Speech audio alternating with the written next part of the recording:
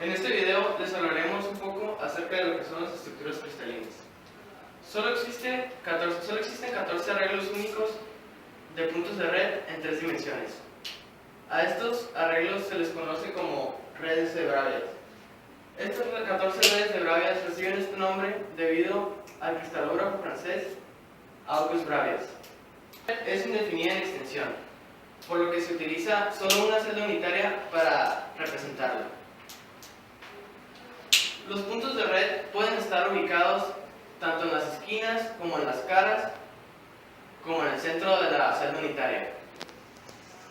Existen 7 sistemas cristalinos en donde se encuentran representadas esas 14 redes de Bravais. Estos sistemas son los siguientes: cúbico, tetragonal, ortorrómbico, romboédrico, hexagonal, monoclínico y triclínico. En este caso nos enfocaremos única y principalmente a lo que viene siendo el sistema cristalino cúbico.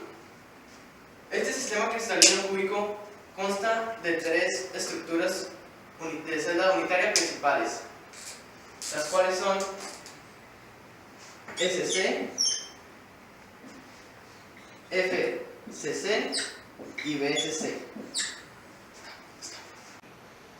Las 3 estructuras del sistema cristalino cúbico, como ya se mencionó, SC, FCC y BSC, ahora explicaremos cada una y a qué se debe su nombre. Por sus siglas en inglés, SC significa Simple Cubic. Esto quiere decir que es la celda unitaria más simple de todo el sistema cristalino cúbico.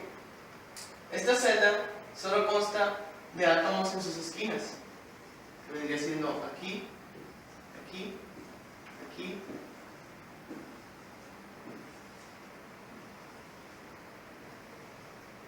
Presenta un átomo en cada una de sus 8 esquinas. Sin embargo, cada átomo solo representa en cantidad de volumen un octavo de ese átomo. Por lo tanto, en total, la celda solo tendrá un octavo por cada átomo. Esto quiere decir que tendrá un entero.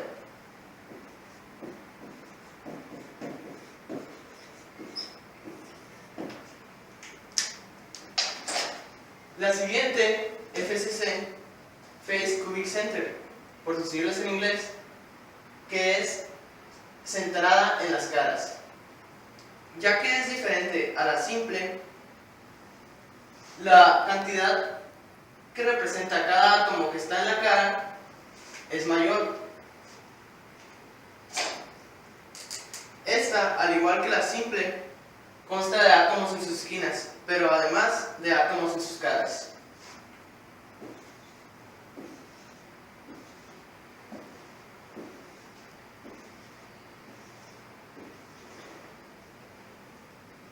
Al ser un cubo, consta de 6 caras, las cuales estarían centradas aquí, acá, acá, abajo y en medio. Por el dibujo no se alcanza a apreciar muy bien, pero estos átomos que están en las caras representan un medio de átomo, hablando en magnitud de volumen. Entonces, como ya mencionamos, SC consta de un átomo por todas sus esquinas. Esta estructura también tiene átomos en sus esquinas, entonces ya lleva un átomo.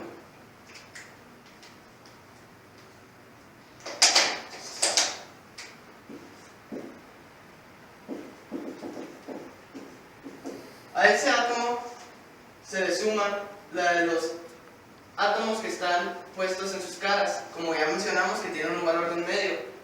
Esto sería un medio por 1, 2, 3, 4, 5, 6. Un medio por 6 serían 3 átomos más, dándonos un total de 4 átomos por celda unitaria FCC. Cabe mencionar que la estructura FCC es la celda unitaria que consta con la mayor cantidad de átomos, la cual es 4. Por último, la estructura BSC, por sus siglas en inglés, Body Cubic Center, tiene la misma cantidad de átomos en las esquinas,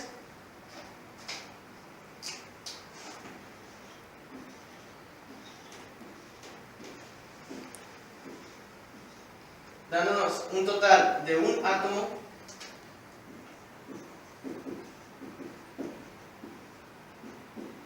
pero además consta de un único átomo extra, como su nombre lo dice, BCC, Body Quick Center, centrada en el cuerpo, en medio de su estructura. Ya que este átomo está justamente en medio de la estructura, tiene un valor de un átomo entero.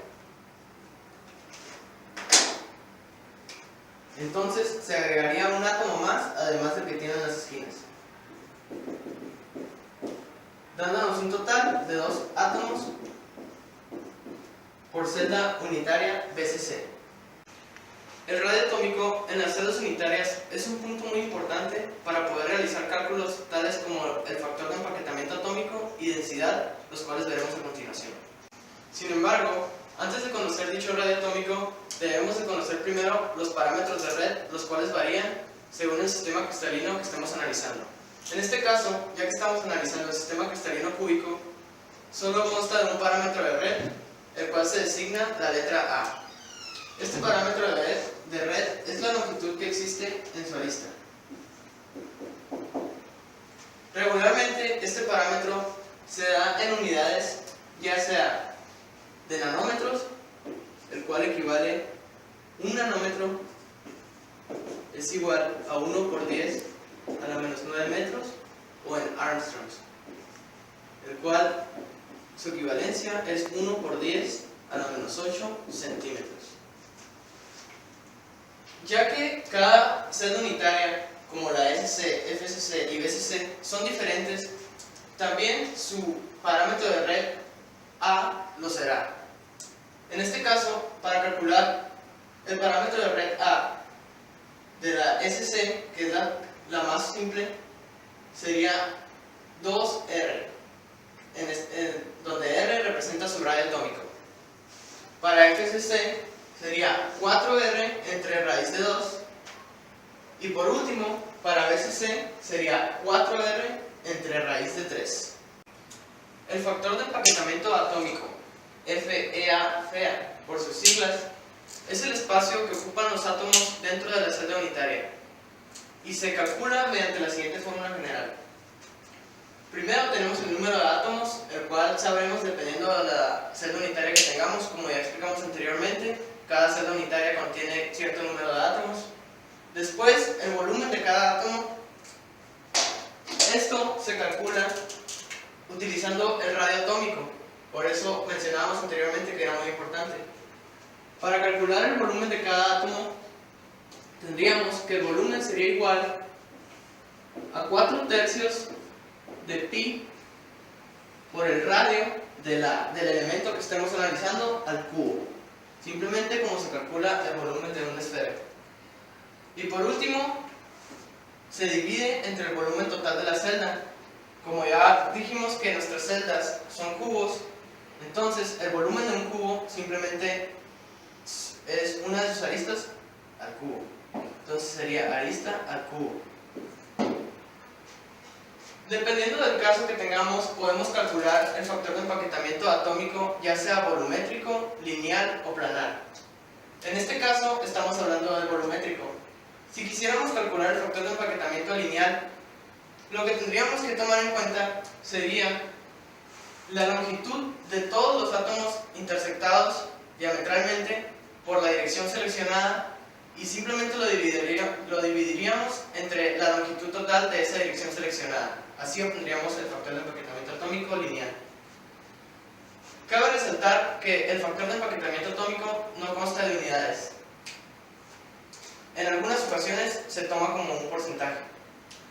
Y por último, el factor de empaquetamiento atómico planar, en este caso hablamos de área, sería el área total de los átomos que están intersectados por el plano que elegimos entre el área total de dicho plano, y así obtendríamos el factor de empaquetamiento atómico planar. Otro aspecto muy importante a calcular en las celdas es la densidad. La densidad teórica de un material puede calcularse utilizando sus propiedades. La fórmula general de la densidad es la siguiente. Al igual que en la FEA, en el factor de empaquetamiento atómico, utilizamos el número de átomos multiplicado por la masa atómica del material que estemos analizando. Regularmente, el problema te da este dato. Después, el resultado de esta multiplicación la dividiremos entre el resultado de la siguiente multiplicación, que sería el volumen de la celda por el constante de Avogadro. El volumen de la celda, como ya sabemos, se calcula multiplicando la arista al cubo, elevando la arista al cubo, perdón. La constante de Avogadro, como su nombre lo dice, es una constante que ya está definida y su valor es 6.023 por 10 a la 23 átomos sobre mol. Una vez realizado este cálculo, obtendremos la densidad, la cual se representa con este signo. Al igual que el factor de empaquetamiento atómico, la densidad también puede ser calculada para direcciones o para planos. Para calcular la densidad en direcciones es justamente realizar una simple división. Lo que vamos a dividir sería el número de átomos intersectados en la dirección que hayamos seleccionado entre la longitud total de esa dirección seleccionada. Así obtendremos la densidad lineal. En otro caso, la densidad planar sería el número de átomos que su centro está intersectado por el área seleccionada entre el área seleccionada total. Esto sería todo por mi parte acerca de la explicación de lo que viene siendo las estructuras cristalinas. Espero les haya gustado.